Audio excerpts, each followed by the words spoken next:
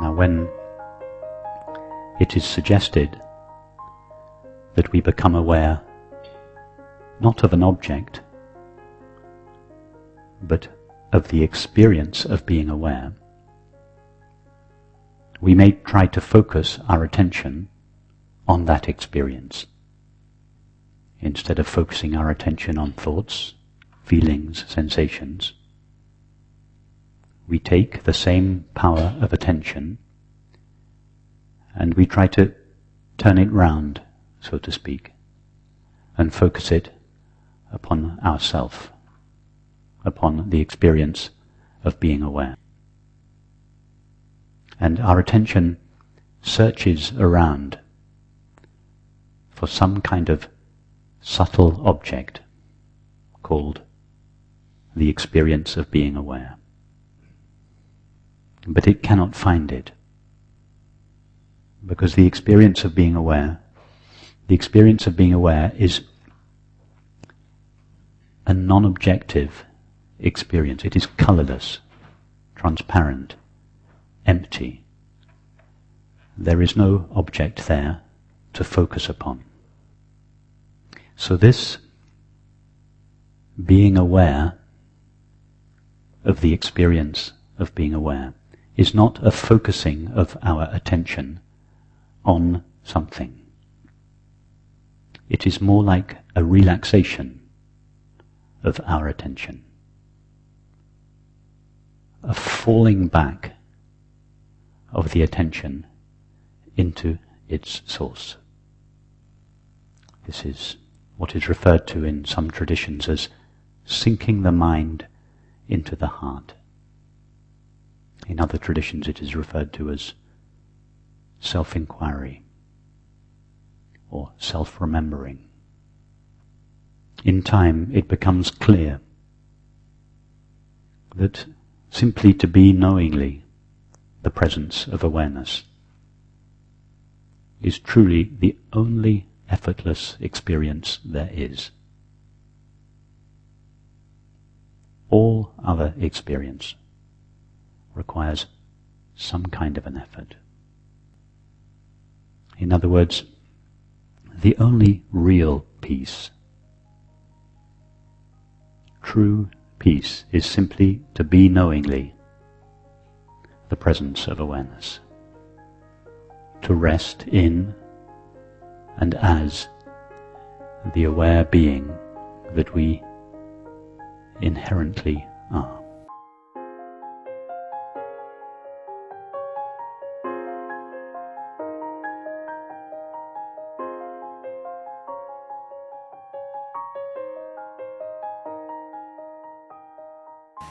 Hey Rupert, thank you. This is also about the meditation, which was beautiful.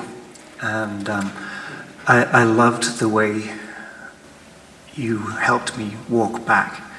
And I was with you all the way, right back to where I am was there, alongside the sense of peace, of vastness, and connectivity, but I still felt separate from that. That was still separate from where the I am was coming from. And I'm just wondering, is the I am simply the lip that I will eventually just drop off? Yes, if there is still a feeling of separation, then as we did this morning, simply imagine removing the sense of separation from the field of your experience, because it is not always with you, and therefore cannot be essential to you. You don't actually have to get rid of the feeling of separation, just like we don't have to get rid of thoughts and feelings, but just visualize, imagine removing the sense of separation from the field of experience, and that will take you in your experience to that which is prior to it. Okay. I guess where I'm tripping up is the I am is generated somewhere, and that seems to be the tripping point for me. Well, if it is generated, it is something that appears and disappears in your experience. Imagine removing it from your experience, whatever it is. Okay. Thank you. Anything that appears, that seems to be generated, just imagine removing it. It has not always been with you, and therefore it's not difficult to imagine removing it, because everything that appears to us is naturally removed anyway. Every time a thought comes to an end, it is removed from us. So it's easy to imagine removing whatever it is that appears, however subtle it may be.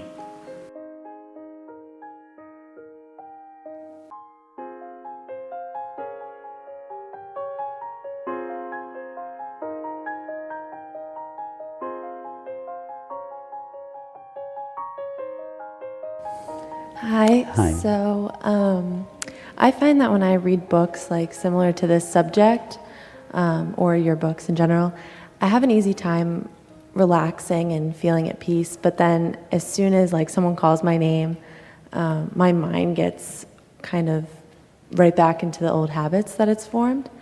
And I was wondering, kind of, what does it look like to have awareness and your mind coexist? Because I feel like right now I'm in the point where it's either one or the other, and I was wondering kind of what it looks like to have both, because it's hard to stop thinking for more than a couple minutes. When you say what's it like for the mind and awareness to coexist, the assumption is that they don't coexist. It's like asking, what's it like for the screen and the movie to coexist? When the movie is playing, does it ever not coexist with the screen? Can you have a movie without the screen? Obviously not. So the mind is the movie. You can't have a mind without awareness, because awareness is the knowing element in the mind. So take a thought. No, let's take this perception. Take the perception of this room. Your perception of this room is known. Yeah, by known, I don't mean conceptually known. I mean known in the sense of being experienced. So your current perception of this room is known or experienced. And that knowing element, the knowing part of this perception, is what's called consciousness or awareness. But there is also, that is, we could say it is the subjective element of the experience. The objective element is the colours that you see, the form that you see, but they're not the subject and the object, they're not separate from each other any more than the screen and the image are separate. In fact, all there is to your current perception is the knowing of it. So in fact, all there is to perception is consciousness or awareness. So it's not even that the mind coexists with awareness, as if the mind were one thing and awareness were another. There is just consciousness, and this perception is a colouring, a self-colouring of consciousness, or the activity of consciousness, just as we could say the movie is a colouring or an activity of the screen. So all that's necessary is to discern in your current perception or your current thought or your current feeling, whatever it is, to discern the knowing element, which is equivalent to saying it's like seeing the screen whilst watching the movie. Well, you're obviously seeing the screen whilst watching the movie, but if you forget that you're watching a movie and think that it's a real landscape, you will think, oh, I am no longer seeing the screen. So if you are completely lost in your objective experience, the knowing element of your mind, the consciousness element of your mind, will seem to be missing, and as a result, you will seem to have to go in search of it. You will seem to have to reject your objective experience and go in search of it. But in fact, the knowing of your perception is shining in the perception itself, because you cannot separate the perception from the knowing of it.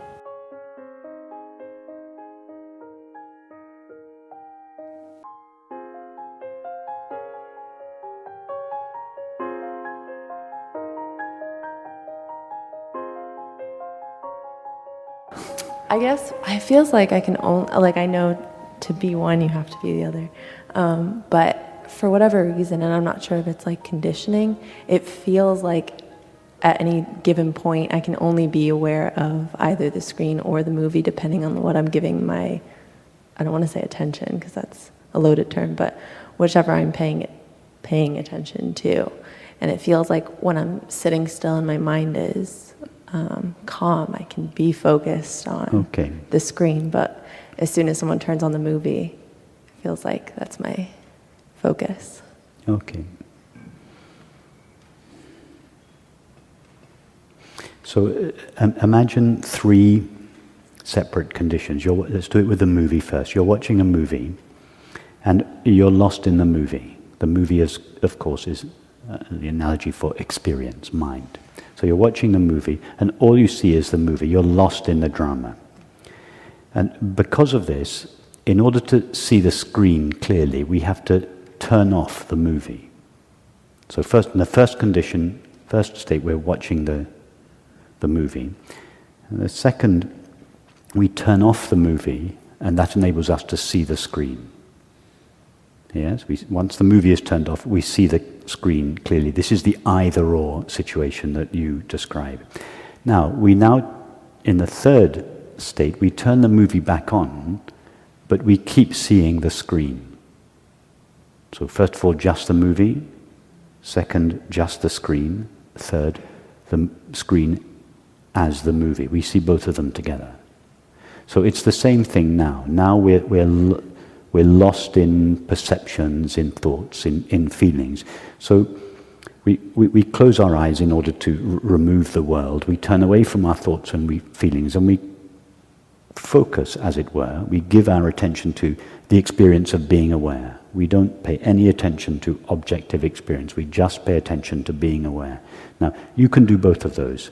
You've said you can pay attention to your thoughts, you can be aware of being aware. But now you have to do the third element, which is to remain aware of being aware, but allow experience to come back. So try that right now. First of all, you're aware of your perceptions and thoughts and our conversation. Now just close your eyes for a minute and turn away from that and just simply be aware of the fact that I am aware. And now, without losing that feeling of simply being aware, open your eyes again and carry on with the conversation.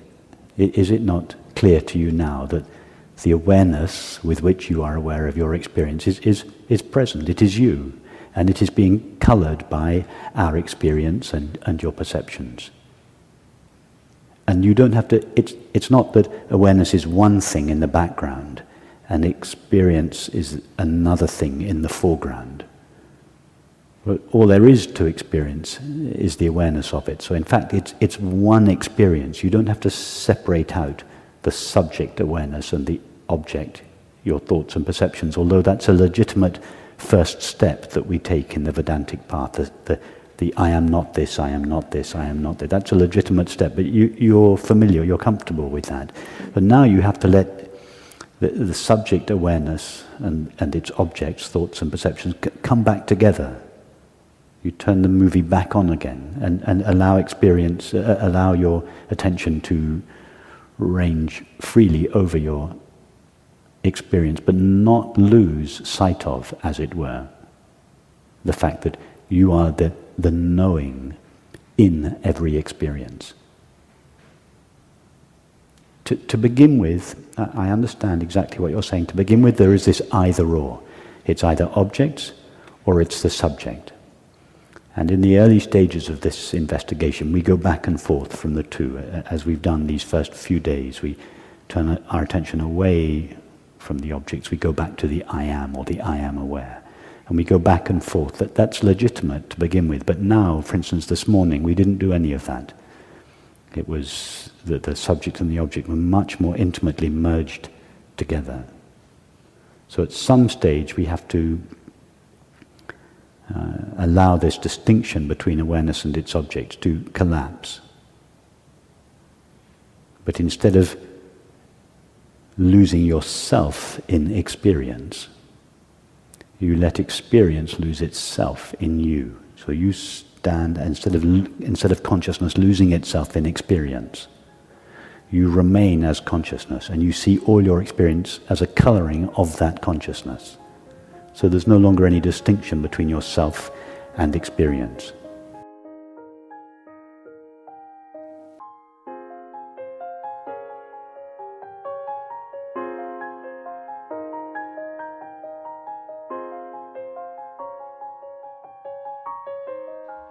Rupert, thank you very much for that meditation this morning. I just found it amazing, and I didn't think anyone could describe that, because it described an experience that I had several years ago. And the question that comes up, and has been coming up a lot, how do you describe the final... Happiness. Yeah. Well, that'll do. It is a bit more specific. What's called moksha or liberation is also called enlightenment or awakening or illumination or nirvana. All those terms refer to the recognition of our true nature. That is, not just the recognition I am awareness, but the recognition that the awareness that we know ourselves to be, or rather that knows itself to be in us, doesn't share the limitations of the mind and the body. That recognition is what is traditionally called enlightenment or moksha, and it's called moksha because it liberates us from the belief of being a separate, temporary, finite consciousness. But it is not, there is another stage or process, and it's an endless process after that, in which the way we think, feel, act, perceive, and relate is gradually realigned with that understanding.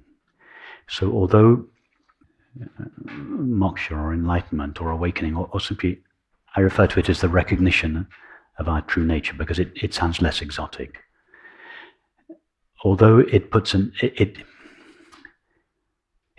end to the separate self, the echo of the separate self continues for some time in the body-mind. So the traditional image that Ramana Maharshi uses is when you unplug a fan, that cuts off the power to the fan, but the fan doesn't come to an end straight away. It carries on running due to the force of, due to the momentum. So the unplugging of the fan is the recognition of our true nature.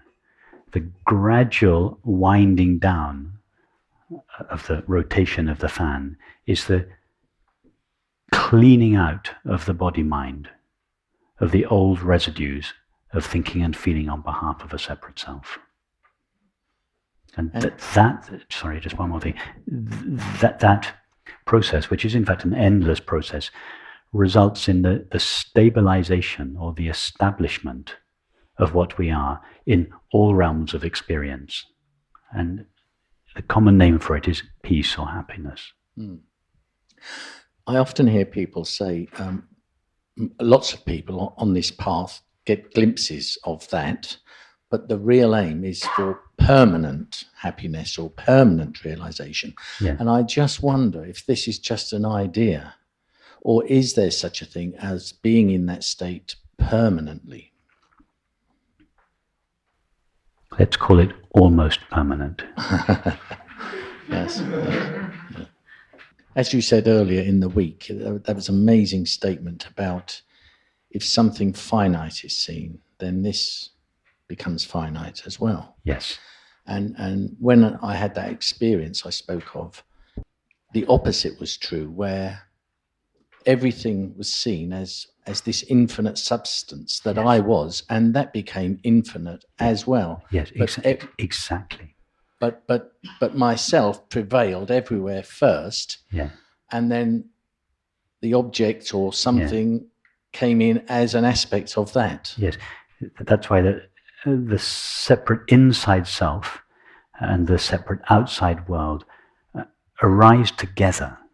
They are co-created as, in fact, two aspects of the same belief. You can't have an inside self without an outside world, and you can't have an outside world without an inside self. In other words, you can't have mind without matter, or matter without mind. That's why Ramana Maharshi said, the I thought is the mother of the world. The separate I thought gives birth. The separate inside self gives birth to the outside world. In fact, it would be more accurate to say they're co-created in the imagination. Okay. I mean, I lived in that sort of heaven on earth for some months, but That's what's meant by heaven on earth, by the way. You're right. That's the meaning of the phrase, heaven on earth. And earlier in the week you said about you have to learn, it's like being born again. Everything is fresh, and all the old stuff is not there anymore. Yes. It's a whole new world you're living in. Yes. But that's gradually, for some reason, I don't know, it's just sort of worn away over the years, and that's why the question came up. There's glimpses of it, but and of course the awareness that you speak of, the I consciousness, is always there and always the same and always fresh. Yes. So there's no doubt about that.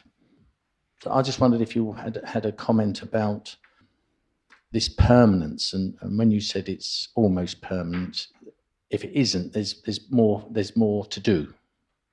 The reason I say it's not permanent, because permanent is so, we have to be open to the possibility that some event might happen, some situation that will trigger an old feeling or response that will just temporarily and briefly seem to take one away. So we're not we can never say never. Yes. Who knows what's around the corner? Yes. Yes. And permanent is there's something kind of rigid, like permanent. Yes. It's sort of in time, whereas that experience is outside of time. Yes. And we just have to be open to the possibility that, yes, it is lasting happiness that everyone seeks. And such a happiness cannot be dependent on circumstances.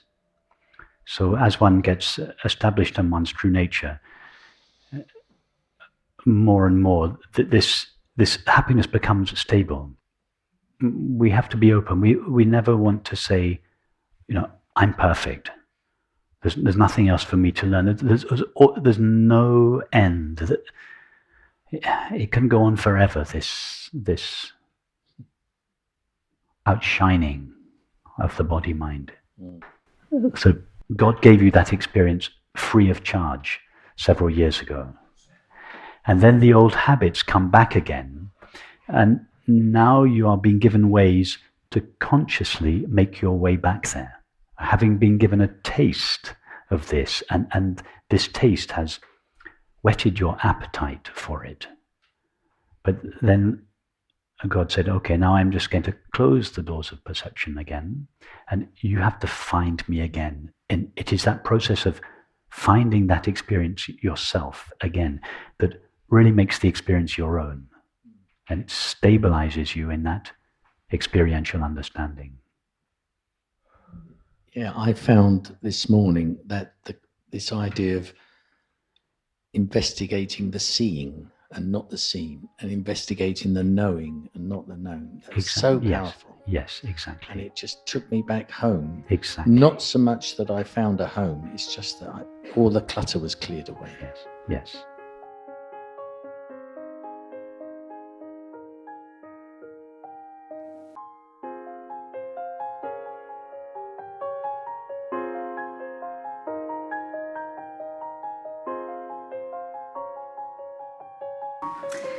As a kid, I tried to imagine what it would be like if there was nothing. So no world, no people, the whole thing. And I would get to that darkness and the silence. So I was with you there. No, but that's beautiful. That's a spontaneous self-inquiry that you came to as a kid. You didn't go quite back far enough, but it's a beautiful, spontaneous process, that natural process of self-inquiry. So I'd forgotten about that for many years, but it came back to me this morning. But I just have to look at this. So when we arrived there today at Darkness and Silence, I thought this is just another name for, I thought that was just another name for being and knowing. And then you took Darkness and Silence away. And it really shook my faith in what I thought I had found here this week. And so I'm wondering if, is this a legitimate crisis, or is this something I'm making up in my head? It was just a deepening of what you're experiencing this week. You had gone back to the darkness and the silence, which is as far back as you went when you were a child, and that's well and good. But this morning you just took one step back. The darkness and silence is like the screensaver on your computer screen after you've closed down all your emails and YouTube clips and photos. You come to your screensaver, which let's imagine that you don't have your favorite summer holiday image on your screensaver. It's just a blank screensaver. The blank screensaver mimics the empty screen, but it's not yet the empty screen. It's blue. So the darkness and the blackness that you came to was the screensaver behind all your experience. It is the absence of experience, but it is not yet the absence of absence. You have to go one step further back from the screensaver to get to the transparent screen. So don't be discouraged. It was a deepening of what you've learnt here this week. I'd hope you'd say that.